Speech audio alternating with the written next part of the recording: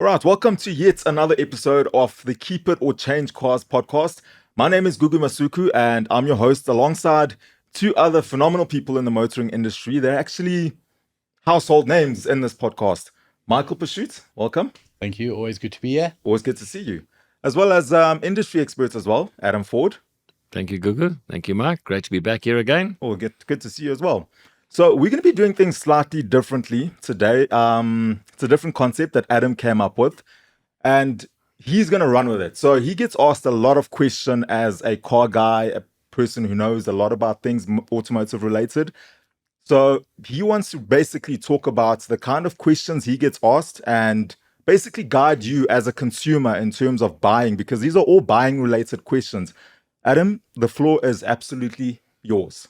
You know, Gugu, thanks for that. But having been in the industry for nearly 40 years now, one of the most common questions I get, what car should I buy? Oh, Ferrari. So yeah, now you say that. And quite often I say to people, well, I like the new Ferrari or Porsche. No, I haven't got that kind of money. So I say, but it catches them every time when you're a little bit flippy. Because say, look, if you've got 5-6 million rand to spend, there's a really nice option. Oh no, you're not even 1/10 of that. So I think you've got really two kinds of buyers who buy. Well, we all buy cars, but two kinds of us. One are the people who know exactly what they want. Correct. They can afford it. They know the financial implications of it. They're at 10% of the public. The other 90% are clueless. Literally don't know really what they want, how they want to buy, and so forth. So what I decided to do was put out this question: what do I buy? So normally the first thing I say to somebody is, okay, you don't know what you want to buy.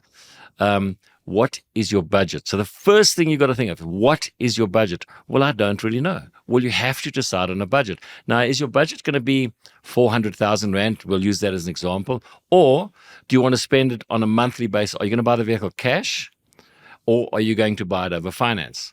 So a lot of people don't understand the finance implications. So I say, okay, what you've got to understand is decide on a budget on how much you want to spend. Can you afford 2,000 Rand a month or 50,000 Rand a month? It's irrelevant. So you decide on a budget. So let's work on 4,200 Rand, because 4,200 Rand will buy you a 200,000 Rand car a month. And now that is a car that you're buying with no deposit, no residual payments over a 60-month period.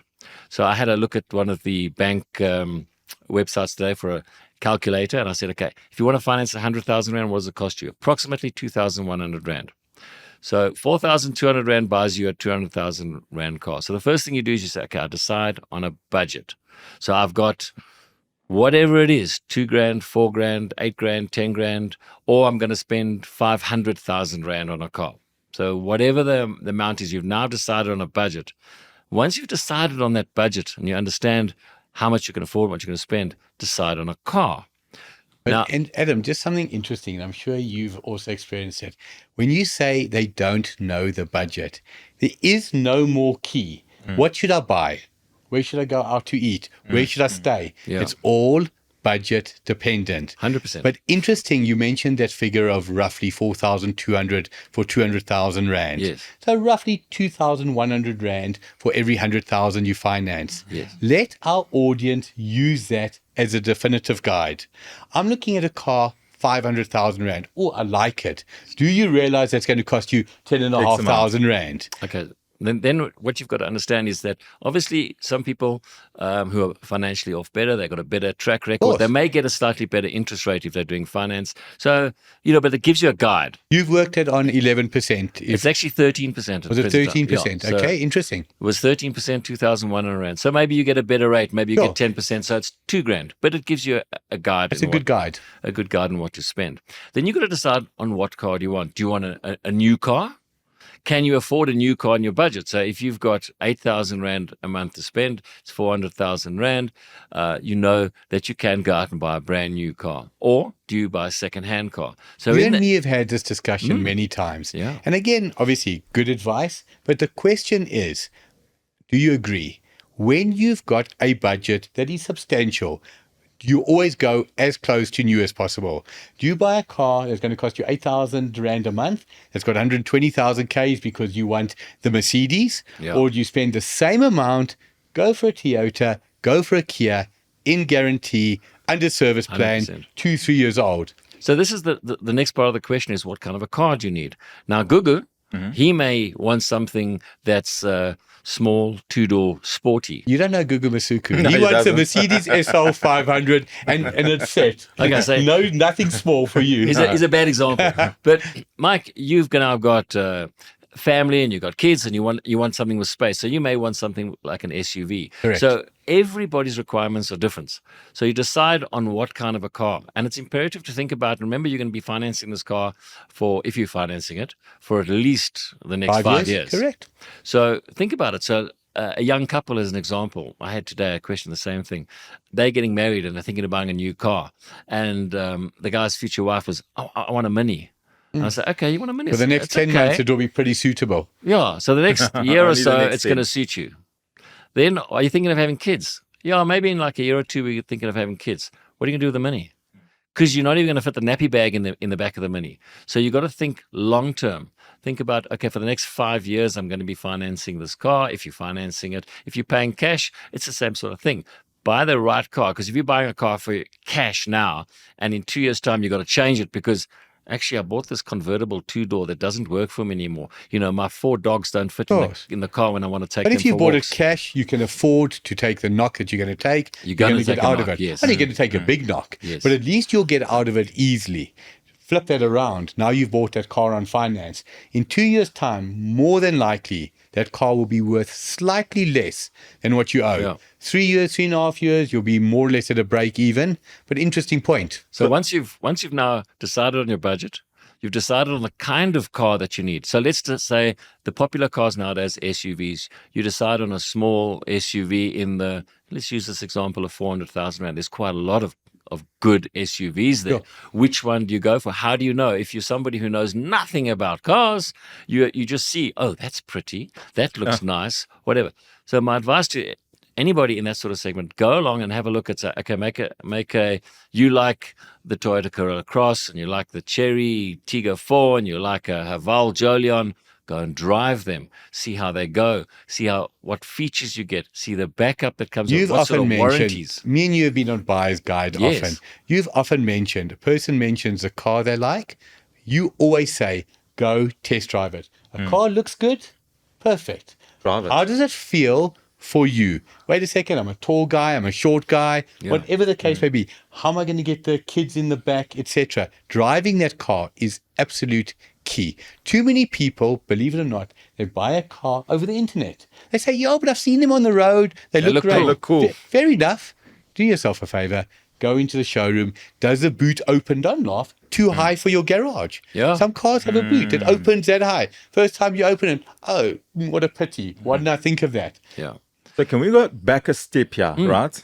Talking about new versus used, right? sure. Because like you said, for the same budget, I could get an SL500, right? 100%. But for that kind of money, I'll get into, I don't know, a Polo, brand Yes. new Polo. Yeah. How would you advise someone there? Okay. What so, do you do? Because I'm more old school. I I'm like with the you. older cars. And there's a lot of people and more like you as value, well. yeah? So what I would say is you go onto like changecars.co.za and you say, here's my budget. I've got whatever the budget is to spend. And on websites like Change Cars, it'll say, what do you want to spend? So you can say, okay, between 3 and 500 as an example. And it'll chuck up a whole lot of cars. You can put in there, okay, I want an SUV, or I want a convertible, or I want a bucky, or For I sure. want a hatchback, or whatever. And it'll pump out a whole lot of vehicles in that segment. And it's always good to do the research. You go through and you look and you say, I don't like that. I don't like that. Okay, that's nice. And you make yourself a short list. And like you say, if you want to buy something, older, like you mentioned, like an SL500. So you may find an SLK in your budget that would buy you a brand new Polo. And you say, I'd rather have an SLK. You're that kind of buyer, that's fine. So then you can go and look how many are available. You can go and have a look at them and test drive them and see which one's, in the best condition. Do research. Nowadays with the internet, it's so easy to do the research. But Adam, something interesting, and this happens to me daily. So we spoke about a roughly 2,100 per 100,000. Yes. I want a car for 300,000 Rand. I've budgeted 6,300. Problem is, for my 300,000 on the car I like, it's got 117,000 Ks. It's out of service plan. It's out of maintenance plan. I am going to spend roughly honestly, 20 to 25,000 rand to service that car properly a year. Yeah. Now that is the equivalent of another 100,000 rand on a purchase. So wait a second, I'll buy a car. So that's the downside, right? Correct. Of going used and old, but more value, perceived Correct. value. But how people balance their budget. Yeah. Think about the following. 300,000 rand, my installment is 6,500 rand, just under. But I'm going to spend another 25,000 rand a year on maintenance. So that's 2,000 rand a month. Correct. So I'm actually spending 8,000 rand a month for the car. 100%. So go and buy the car for 400 grand. For 400,000 with a maintenance plan. Believe it or not, and this is why you came up with the idea. 100%. People don't think of that. Yeah, but I can't afford the extra 2,000 rand a month. No, sir. You're going to spend it no matter what, whether you can afford it or not. Peace of mind motoring. 100%. The other thing is important as well is, can you get finance? Because you maybe the first time you're buying a vehicle with finance, do you know if you can get approved finance? So I go along and I look at a new car and I say, oh, I love this car, I want this car. And then you apply for finance and then news comes back, sorry, you can't afford finance because you forgot to pay So the that'll TV be the license. first step. So the in the buying first, process. All the dreams are dashed. You know whose dreams I'm talking about? Yeah. The salesperson. Oh, sorry, I'm not talking about the buyer. they've wasted everybody's time. The Yeah. salesperson, yourself, everybody. Yeah, So yeah. also, if you go onto any of the bank's websites, you can pre-approve your finance. Correct. So you get your pre-approval. And then also that helps you because if you're not too sure on your budget what you want to spend, you may find that the bank says, okay, we'll finance you to the amount of 2,000 rand a month. When you think, you look at your finances, I can afford 4,000 rand a month, but the bank says, no, you can only afford 2,000. So you get your pre-approved finance. That's all done. That's super duper. Now you can go out and buy the car. And I said, do the research. Go and have a look around. See what's available. Go onto like changecars.co.za. Go on there. Look and see what's available from reputable dealers. And then if you know nothing about cars, find a friend. So speaking of someone who doesn't know nothing about cars, right? What does pre-approval mean? What does pre-approved finance? Are you approved or are you not? What does it actually mean? It's indicative. Yeah. It's indicative. So you've got a salary of X, 25,000 rand. You qualify for a certain loan amount. Call it, just for this case, just over 300,000 rand.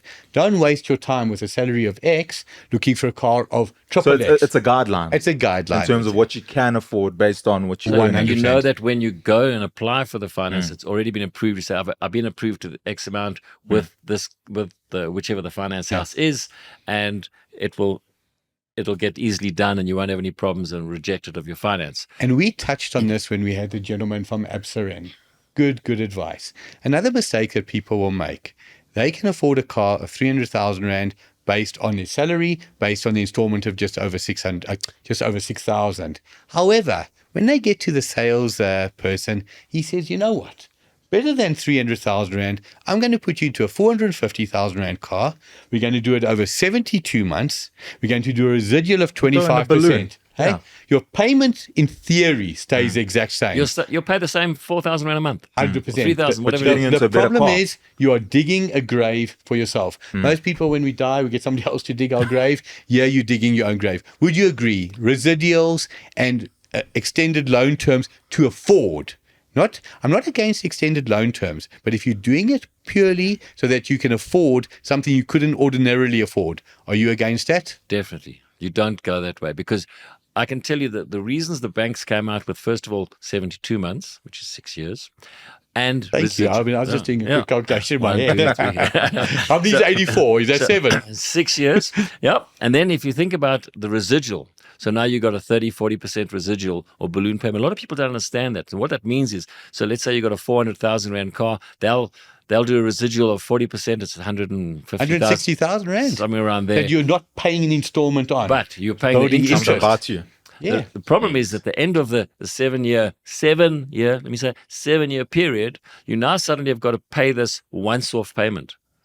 So now you've got 160,000 rand, and the whole idea is, okay, well, you trade the car in and buy another one. No, So sir. the whole idea of this finance kind of package was to create sales in the market, to allow Correct. people to buy this. It's the worst thing you can do because what actually happens is you find that your car's worth 100,000 rand and you owe the bank 160,000 rand. So now you go along and say, well, I can't get rid of the car. What do I do?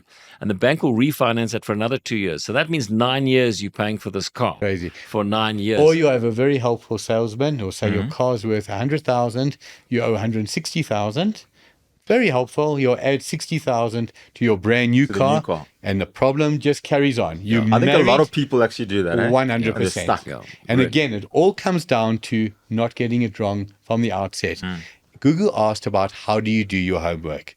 I often have a saying, nobody needs to be a guinea pig. Adam, Google, our audience, there's not one person out there today that could make a mistake or have a question that hasn't been asked or a mistake that hasn't been made. Sure. All you need to do, people you trust, it can be a family member, it can be somebody who's knowledgeable, somebody who doesn't have a vested interest in you getting it wrong. With all due respect, a salesperson is not the right person Not at to all. ask for He wants to advice. sell you the car. He doesn't care about if you, in 5 years' 100%. time, if you're in financial problems. But the emphasis on ask the right person. Do I do a residual, Adam? No. Right question. Do I go buy a Renault Clio with 137,000 kilos because I can afford it and finance it over 5 years? No motor plan, no guarantee? No. You can't afford that car. Buy the right thing. And this is what I say. Do the research. Go onto the internet. You don't have to be a car guru to go onto the internet and say, how reliable is X car? Whatever the car is. What are the sort of problems? And then you'll see the kind of, it's a good, reliable car. Sure. You can see there's this JD Powers do a customer, what do they call it, happiness research The every year. JD Power rating. Have you heard JD of it? Power. Oh. So it's a case of how happy are you with your car's service, i.e. Toyota versus How BMW reliable is giving how reliable. Oh, I see. So it's What- like an index sort of thing. It's an exactly that. But what's interesting, I mean, this is changing the subject. Often you'll read that index and you think, can Land Rovers be that unreliable? Yeah. Are 4 out of 5 customers that unhappy? But it gives you an I'm indication. the happy customer. Yeah. Gives you an okay, indication good. in terms of the reliability. Another tip, if you want to be brave, and I've told this to a lot of people and they've done this and it's really good, is if you're in a shopping center and you're thinking of buying whatever the car is and you see somebody walking up to that particular car, person. say, hi, sorry to interrupt, but I just want to know, I see you driving this new car. Are you happy with it? What's it like? Would you recommend it to me? I'm like, yes, it's great. Don't buy it. It's a heap of junk. It's giving me nothing but trouble. Those are the silly little things that can save you a lot of money. One of the funniest moments, about 4 weeks ago, our colleague Ernest Page, who's with us on All Things Motoring, has a spot on Cape Talk on Pippa's show. Amazing show. Now Ernest couldn't make it, so I took over for the day. Somebody writes in, what would you advise, etc. I say exactly what Adam said. You're in the parking lot, walk up to somebody. Now, meanwhile, Pippa says, just sorry to interrupt you, Mike, we've got a caller on the line. He couldn't be hearing the radio because, when you're on the line, you're not supposed to have the radio on. He says, hi, Pippa, I just want to tell you, I was in the lift just now and I took the initiative to walk up to the person who I saw getting out of the car and asked him about his car. So I give that advice and the caller comes on. Yeah. The best advice. Somebody has driven that car. It's an unbiased Somebody owns advice. it. Absolutely. They're not going to say, hey, I don't like the look of you. Yeah. I want you to make the same mistake I've made. Brilliant advice. Yeah. Want SA's leading insurance? Visit changecars.co.za and click on the Discovery logo. Let's expand further on the financial implications of buying a car, right? You've got the monthly installment that you're going to pay, but I think people also don't consider the insurance, the fuel. Good. Very good point. And one of the things I normally say to people as well is before you even decide on the car, once you've decided on the car you're going to buy, before you buy the car, phone a couple of insurance companies. I want to buy X car, whatever it is. These are my details. What sort of insurance is going to cost me? As an example, I've got a Land Rover Discovery 4, as you guys know. And the other day I phoned 3 companies for insurance. One company was 1,700 Rand. One company was like 1,100 Rand. And then I got it for 660 Rand. Are you from talking a about reputable company. 200%? You talk about literally a 200%, 600 to 1,700. Yeah, it's so like a 200% difference. It was 1,000 Rand difference. And you got it for 600. 100%. It's 1,000 Rand a month saving. Yeah. So just make a couple of calls. The only problem is I phone you back every 5 minutes and they want to try and sell insurance. Would you think it's okay to pit them up against each other? Yeah. Absolutely. Yeah. Very, Right? very, So, very I much. got a quote, X quote from this person. Beat it. It's very important to actually know what your costs are going to be on a monthly basis in terms of your finance, your insurance, and then, of course, we've got to discuss maintenance. So if you're buying a second-hand car, Mike's often said, make sure it comes with some sort of service plan, maintenance plan. If it doesn't, you've got to understand that you're in for that 20-odd grand a year. Maybe you're lucky you've got a very good, reliable car. It's not going to cost you that much, but you've got to factor those things in. There's tires, there's fuel, there's all these other things that come into the maintenance of a car. So a lot of people go out and they say, oh, I can spend 4,000 rand a month for a car. Boom. Oh, your insurance is 1,500. Oh, hell, because you're 22 and you're buying a GTI. And your insurance is ridiculously high. So find out all that information before. Don't rush into it. Too many people rush into buying a car. I saw in the showroom, it looks pretty, I'll buy it. Yeah. Have you driven it? No, it's a nice green one I want, whatever. But now, an absolute spanner in the works that will win me no friends in the motor industry. The cost of car ownership as a whole, people who are doing 1,500 to 2,000 kilos a month, would they not be better off using Uber sometimes? Well, quite frankly, yes. But, we all like our independence, don't we? And we all like to get around. I can speak from both sides of the coin, right? I've used Uber before, and the convenience of it sucks. Because you'll get a guy cancelling on you. I need to be at point X at a certain time. Especially the short trips. Yeah. And the guy's cancelling, the next guy's cancelling. And it's like, if I was driving, I would be there by now. But I'm still standing here waiting for an Uber. So it's always about a perception. And again, so it's interesting. Why? And I don't take it often. But if I go to the airport without fail, I can assure you, you cannot go away for the weekend to Cape Town and drive to the airport and park your car wherever long-term parking is for cheaper than what it will cost you to go on Uber. Yeah. While I'm going with Uber, I'm working as well. I mean, that's a peripheral discussion. But I'm just saying to you, some people will phone me and say, Michael, I've got a budget of 3,000 Rand a month. Remember this, 3,000 Rand a month in total. That's approximately 120,000 Rand car. It's worse. No, 3,000 Rand in total. Yes. Insurance, your fuel, your everything. 100%. I promise you, my advice to them, simple, and it's not being disrespectful. Uber, we're looking for a sponsor. Bolt, we're looking for 2 sponsors. come on board. Come on board. Am I wrong, Adam? No, in one... At that lower level. In terms of cost saving, sure. But like Gugi says, the inconvenience of a lot of things that can happen. If you want to... There are a lot of people who are looking for, let's say, cheap cars. Now, I call a cheap car under 100,000 Rand. And quite often you'll get phone calls, I've got 100,000 Rand in cash. I want to buy something for my kid who's going to university or whatever. And what do you advise to buy? And the kid wants a 3 Series BMW or an Audi A4 or, I beg you. And then you say, do not go and buy this because you're buying the cars at the end of their life. You've got to buy something that's fairly basic and it's a student car. But it's not made in Japan or Korea. You cannot, in my opinion, buy it. Can't be made in France. Yeah. Can't be made in Germany. Definitely can't be made in Italy. So you're saying if your pockets aren't deep enough for maintenance, etc., like Adam said, lovely, because remember, everyone has got that same need. First car for a youngster, 18 years old. There are a couple of concerns. Affordability is a genuine concern. Are they going to mess up the car? 100,000 Rand. You want a Honda Ballard. You want an old Nissan Micra. You want a Toyota Corolla, Toyota Honda Yaris. Jazz, something along Honda those Jazz. lines. It's not cool, but functional. Honda i10s, Honda Accent, those kinds of cars. Look, they are Japanese or Korean. Because your risk in terms of high maintenance costs are very low. I mean, as everybody knows, I run a workshop, and in my workshop, quite frankly, regularly, we get cars in that are the bills are 25, 35,000 Rand to fix little things here and there on the cars. So something interesting, and I've been looking at it. I've got my sight set on a Porsche 928, 1982 model, 156,000 kilos. Beautiful, original condition, comes from a good organization that's selling it. I mean, a good garage. I phoned my friend that I know at Porsche Center. He says to me, Michael, that's a kind of car.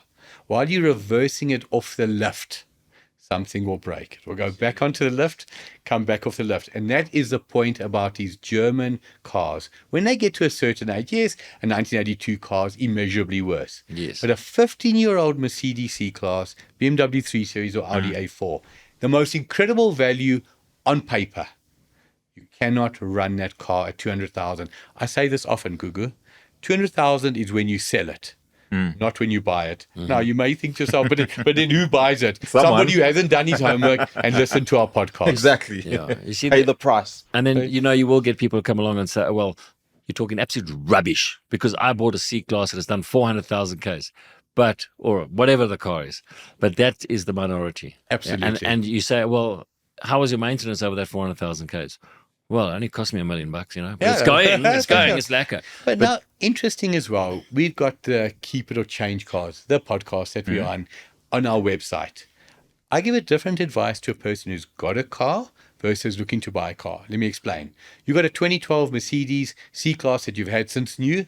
You've driven it lightly, you know the car, has not given you any warning signs, has got 240,000 Ks. Do I keep it or sell it?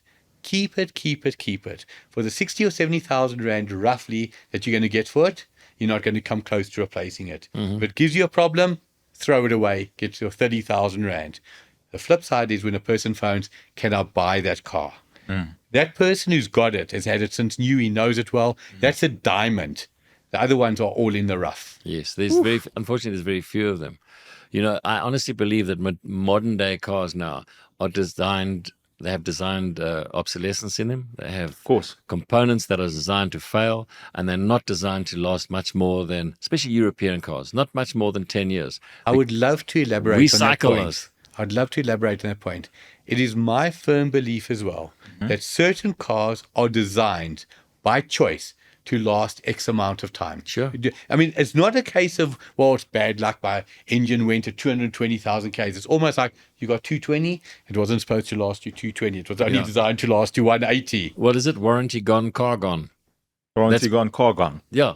Okay. So, that is the problem. I mean, I see, because we do a lot of cars that are out of warranty. So as soon as the vehicles come in and their first service out of warranty is like, they get hammered with a big bill because there's so many things that go wrong. And that we're talking at 100,000 kilometers, which is not a lot. Name one brand, one or two brands that you are a huge, huge fan of, and for one particular reason. One brand, and that's One it. brand that you're a huge fan of. And maybe you'll say my brand, but I'll tell you where I'm going. Honda, Okay, why? because of the reliability and cost of ownership. Fair enough. It's an excellent product. But it's a boring you car. name Toyota. Yeah. It's a boring car. what car? Toyota. Okay. For me, it's Kia and Hyundai. One reason. What is it? Warranty. Warranty. Oh, the warranties. Yeah. Think about it. You get a 3-year, 100,000 kilometer warranty on most cars today. Sounds superb. 3 years, 100,000.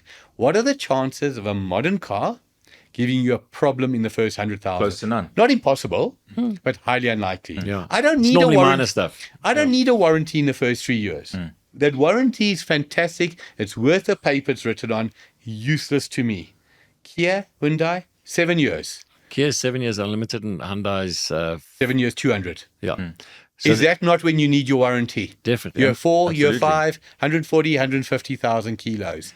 I'm a huge, huge proponent of those two brands. I love the brands as well. And I think we're going to wrap it up here today. But Have you had enough of us already? No, I haven't. It's a time thing. It's a time thing. But the one thing I want us to pick up on next time, I want to continue this conversation, is aftermarket warranties and maintenance plans and that side of things. Are you Gugu, good? it's a half an hour show. We haven't got enough time on our hands to dispel the myths. You want Well- the short answer or the long answer? Okay, give me the long answer, but after this, hold it. Looking to buy a new or used car? Visit changecars.co.za. Aftermarket warranties, in my experience, are to benefit the selling dealer, to protect them to a level, and to protect the, not to protect, but to benefit the company who's selling them. The consumer, very None. little benefit. Yeah. I would say that unfortunately the consumer doesn't understand them enough. And remember that if you're buying a car from a dealer must give you a 6 months warranty on that vehicle. The dealer must. Not aftermarket warranty. What the dealers often do, Mike, you in the trade, They do. They sell you a warranty, and if you have a problem, they say, well, you've got the warranty, get it sorted out. But actually, it shouldn't work like that. You Correct. should take it back to the dealer and say, I'm not touching my warranty. Yeah.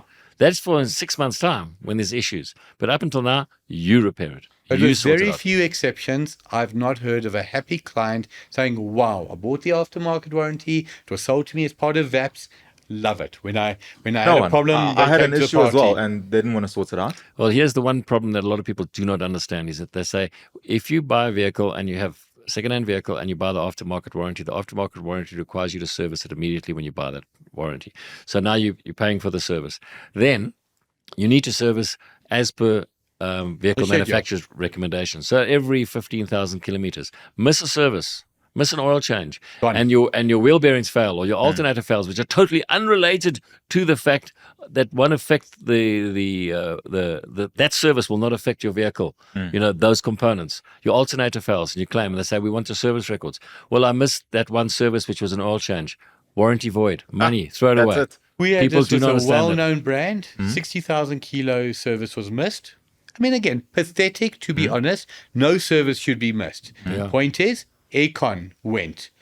My question was, at the 60,000 kilo service, please be dead honest with me. Would you have done any check on the aircon? Absolutely No not. one. Absolutely not. There's Why is that voided? Because of 60,000. And that's the point you're making. Yep. That's a very good example. So if you're going to take a warranty, then take a warranty, but understand the pitfalls of it. Because the salesman says, here's a warranty. Everything's covered for the next 2 years. But it won't be. Everything's covered except for the following 346 items out of 350. That is actually just because it's normal wear and tear, and we only pay 10% of normal wear and tear. Look, the warranties sometimes help. I must say, I've got to the stage in my workshop where I will not do work for people. I get these phone calls, I've got a warranty. Can you help us sort out the warranty and make a claim? No, go somewhere else. Why? Because 99% of the time, those claims are repudiated. Correct. You're For going to some reason. You guys can go on forever. I know you We can. can. So we're going to do this again. I know you can. This is where we sum it up today. This is where we wrap What is it it up. like having Adam in studio? No, it's great. I love having him. It's just a wealth of knowledge. But you guys, you're going to talk about this afterwards, okay? Thank you so much for joining us. We've come to the end of yet another episode of the Keep It or Change Cars podcast. Get onto the Change Cars website if you're looking for insurance. Click on the Discovery tab if you're looking for a new car, new bike, used car, used bike, or a boat. Get onto the website. You'll find everything you're looking for. And if you need any advice, motoring related, car related, queries, anything, email us podcast@changecars.co.za. And we'll be back again next week.